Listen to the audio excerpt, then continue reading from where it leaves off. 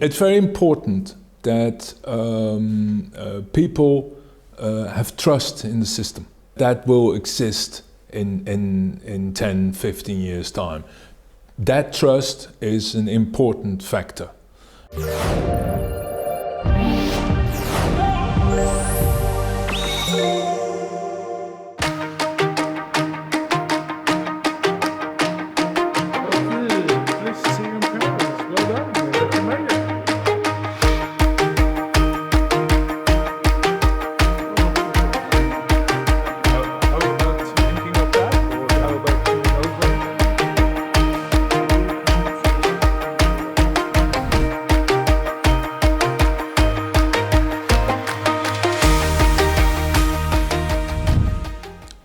That basically means two things. The first thing to say is, well, if your investment in establishing a childcare system, and you have established a childcare system, and if that hasn't led to a similar or associated increase in the birth rate, then that's because there will be other barriers which are holding people back from having children. And then you have to think about other issues, perhaps long working hours, perhaps private education costs, just to name a few items. So it is very important that the childcare system was developed. It is good if childcare, early childhood education and care systems, as we officially call them, if they are of good quality, they are very good for the development of young children, as well as facilitating parents being in work while having young children.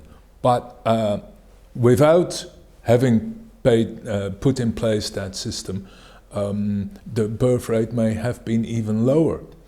Policy has made a lot of progress.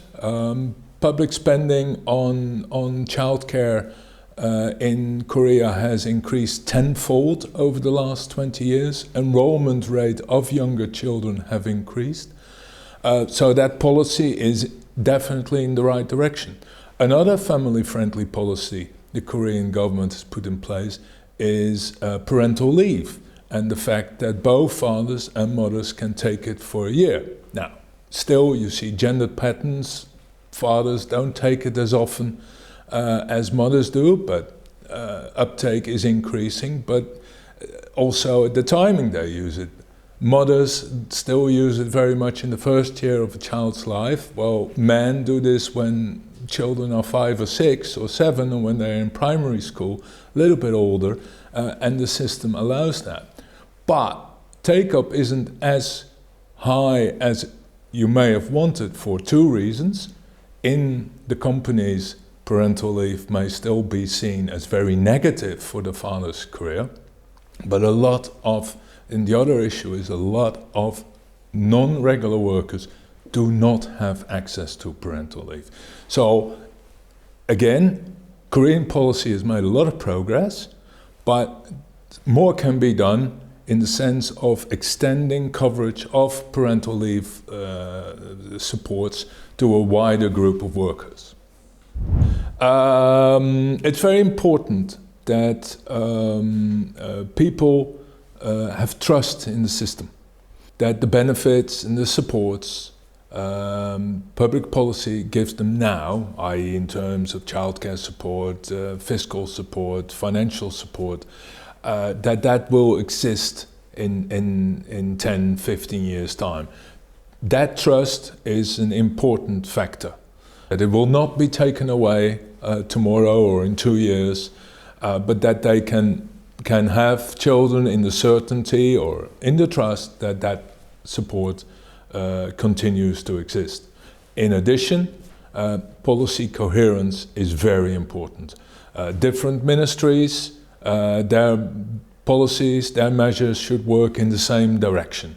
And this holds for the Ministry of Labour, Ministry of Welfare, Ministry of Finance, but also for different levels of government, so that the direction of policy of the central government in terms of family support works in the same direction as whatever measures the mayor of Seoul or Busan may put forward.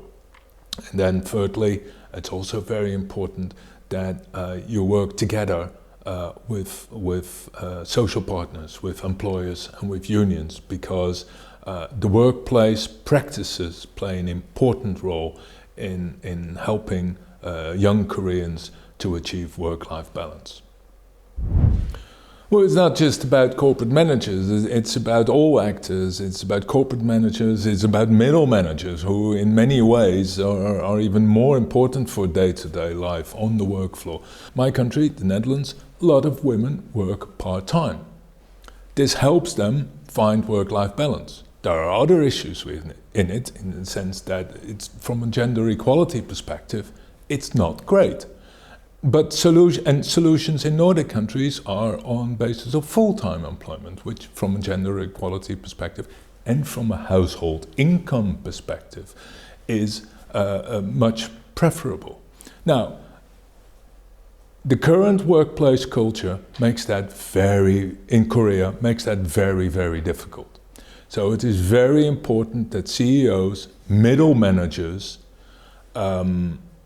change that culture to make it more possible for themselves, but also for their colleagues, to combine work and family commitments.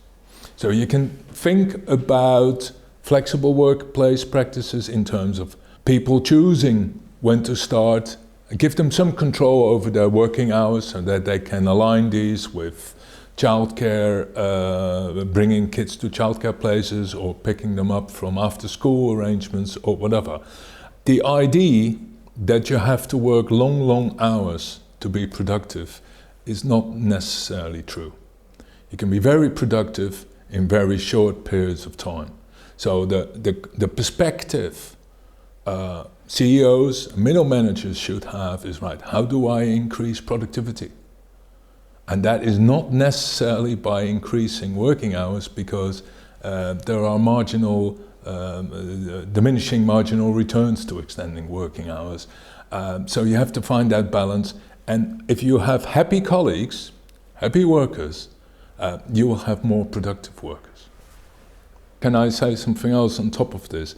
One of the issues with the use of parental leave by fathers is that fathers are very fearful for the implications on their career if they take leave. And that culture has to change. And senior managers and middle managers can make this clear to their staff and say, listen, don't worry, take your leave, everyone's got so many days, you take them to carry out your family responsibilities. And make sure that this does not negatively affect their career aspirations. It's a tricky question. As I said at the beginning of this interview, fertility trends are affected by many different factors. So any policy response would depend on many different policies. There's no one single thing which policy should focus on. To me, what policy can focus on is support with work-life balance and housing supports. If there is a priority for policy to engage in, then it's that, in those areas. As I said, there can be different particular ways. We discussed the parental leave extension to cover more workers, one area. But there are other areas, housing support, housing assistance, social housing. There are other areas where policy can intervene and provide support to families. At the same time, culture change takes a long time, and it's not necessarily in the hands of government, in the power of government. Korea is a very competitive society. The Koreans are competitive. Every parent wants the best for his or her child. That's also in the Netherlands or in the US or anywhere else. But the pressure put on Korean kids in doing well at school is enormous and higher than in other countries. It's amazing how the pressure gets young children to do all that. And I hope there's something that can change that and make it more easier on the life of young people.